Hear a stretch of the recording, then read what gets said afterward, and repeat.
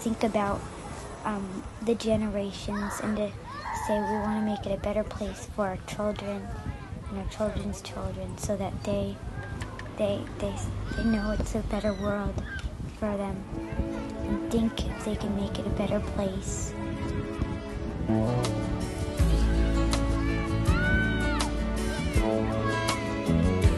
There's a place in your heart, and I know that it is love, and this place is much brighter than tomorrow.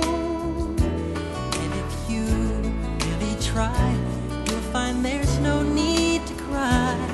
In this place, you feel there's no hurt or sorrow. There are ways to get there if you care enough for the living. Make a little space.